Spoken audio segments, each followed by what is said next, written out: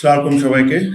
যেটা রাবিদ ভাই বললো, আসলে কিছু কিছু জিনিস নিয়ে আমরা বেশ লাস্ট 15-20 দিনই হয়েছে আমরা এসেছি, দায়িত্ব নিয়েছি। তো কিছু কিছু কাজ নিয়ে প্রতিদিনই আমরা চেষ্টা করছি যে আসলে বিগত অনেক বছরে অনেক কিছু যেসব হয় নাই, এগুলো যেরকম আমরা একটা প্রসেসটা স্টার্ট করে দিই আর কিছু ডিসিশন মেকিং নিয়ে নিই। আমি যখন আমার এই পজিশন ছিল না, তখন আমি একটা কথা বলেছিলাম ভেরি ক্লিয়ারলি বিভিন্ন আমার ইন্টারভিউতে। আমি একটা জিনিস বলেছিলাম যে একটা স্টেডিয়াম বানাইতে হয়তো বা 3 বছর 4 বছর সময় লাগতে পারে, বাট একটা স্টেডিয়াম বানাবো এটার জন্য 2 বছর লাগতে পারে না এই ডিসিশন নিতে।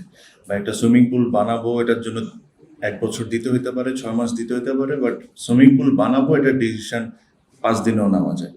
সো আমার কথার বেসিসে আমার কাছে মনে হয় যে এখানে যে এই অর্গানাইজেশনের আন্ডারে যদি আপনার ইচ্ছা থাকে, আমার কাছে মনে হয় যে অনেক কাজই অনেক ফাস্ট ট্র্যাক করে করা সম্ভব, অনেক ডিসিশন মেকিংও অনেক কিছু করা সম্ভব। তো আবারও বলি, এরকম কোনো কিছু করছি না যেটাতে পুরো বাংলাদেশ ক্রিকেট একদম 360 ডিগ্রি চেঞ্জ হয়ে যাবে, but this is a start.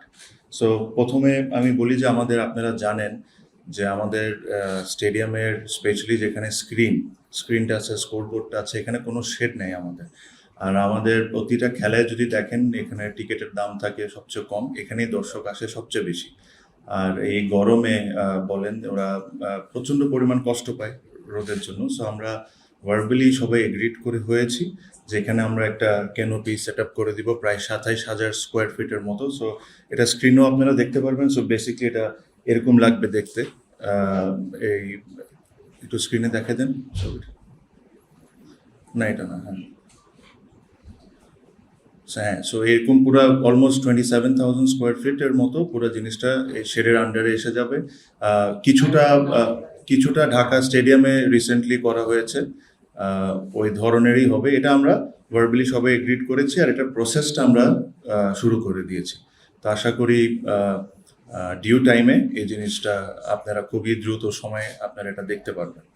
এটা ছিল একটা, যেটা আমার কাছে মনে হয় দিস ওয়াজ অ্যাবসলিউটলি নেসেসারি, যে এখানে আমাদের যারা দর্শক, যারা is a massive stakeholder of cricket, ওনাদের কমফর্ট আর সব কিছুর দিকে চিন্তা করে এই জিনিসটা আমরা খুব তাড়াতাড়ি ইনশাল্লাহ প্রসেস সব কিছু যদি ঠিক থাকে শুরু করে দিব। সেকেন্ডলি, আমাদের মাননীয় স্পোর্টস মিনিস্টার আমিনুল ভাইও এই জিনিসটা আমাদেরকে বলেছেন, আমরাও একমত এটার সাথে, যে আমাদের সোলার সিস্টেম, আমাদের একটা, আপনি জানেন যে বেশ একটা বড় অঙ্কর টাকা আমাদের দিতে হয় প্রতি মাসে ইলেকট্রিসিটি বিল হিসাবে।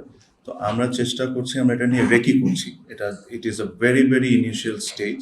আমরা পুরা স্টেডিয়ামের প্রত্যেকটা ছাদে আমরা সোলার সিস্টেমটা করে দিব, সো দ্যাট এক হলো আপনার এটা এনভায়রনমেন্টের জন্য ভালো, এনার্জি সেভ করবে, প্লাস আমাদের প্রত্যেকটা জিনিস একটু ক্যালকুলেট করে দেখতে হবে যে এটা আসলে ইনভেস্টমেন্টটা, ইনভেস্টমেন্টের রিটার্নটা কি। এটা যদি সব কিছু ম্যাচ করে, যেহেতু আমাদের মাননীয় মন্ত্রী আমিনুল ভাই বলেছেন যে এই সোলার সিস্টেমটা আসলে এনভায়রনমেন্টের জন্য ভালো হয়, আপনারা দেখতে পারবেন সিমিলার এরকম ধরনের হইতে পারে, but it is a very very initial stage. আমি আবারও বলি, জাস্ট মাত্র এটা রেকি করাটা শুরু হয়েছে। সো এটা যদি হয়, so this will be something that will be proud of. Third যে জিনিসটা নিয়ে আমি অ্যাকচুয়ালি মেইনলি এখানে কথা বলতে এসেছি, যেটা আমার কাছে মনে হয় বাংলাদেশ ক্রিকেটের জন্য it is absolutely very very important. আপনারা যদি বাংলাদেশ ক্রিকেট যেভাবে করে ডিজাইন করা, ওটা যদি দেখবেন যে একটা একটা সেগমেন্টের প্লেয়ারদের জন্যই আমাদের ম্যাক্সিমাম ক্রিকেট। ফর এক্সাম্পল, যারা ন্যাশনাল টিমে খেলে তারা বিপিএল খেলে, তারাই বিসিএল খেলে, তারাই এনসিএল খেলে, তারাই এনসিএল T20 খেলে। সো একটা segment of the players are getting 5, 6, 7 tournaments to play. But what about যারা থার্ড ডিভিশন খেলে, যারা সেকেন্ড ডিভিশন খেলে, যারা ফার্স্ট ডিভিশন খেলে? এদের জন্য কিন্তু আমাদের এই লিগ খেলা ছাড়া আর কোনো খেলাই নেই। সো এই কারণে আপনি দেখবেন যে আমাদের ক্রিকেটিং হিস্ট্রিতে এরকম কাহিনী খুব কম যে সেকেন্ড ডিভিশন, থার্ড ডিভিশন থেকে একটা প্লেয়ার খেলা ন্যাশনাল টিমে খেলছে, বা সেকেন্ড ডিভিশন থেকে একটা প্লেয়ার খেলা ন্যাশনাল টিমে আসছে। এই জিনিসটা আমাদের হিস্ট্রিতে খুবই কম। হিস্ট্রিতে কম এই কারণেই বিকজ আমরাই কোনো সময় ওদেরকে প্ল্যাটফর্মটা তৈরি করে দিতে পারিনি। সো আমরা সবাই মিলে একটা সিদ্ধান্ত নিয়েছি, আর ইনশাল্লাহ যদি সব ঠিক থাকে, এই সিজন থেকে আমরা শুরু করব। খুব সিম্পল ওয়েতে বলি, আপনারা সবাই কাউন্টি ক্রিকেটের ব্যাপারে জানেন। কাউন্টি ক্রিকেটের ফার্স্ট 11, সেকেন্ড 11 থাকে। For example, Middlesex first 11, Middlesex second 11।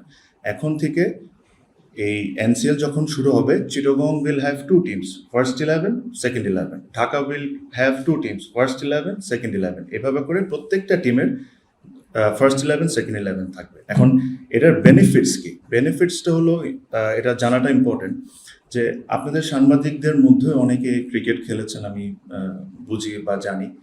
So আপনি দেখবেন যে ফার্স্ট 11-এর কিছু প্লেয়ার থাকে যারা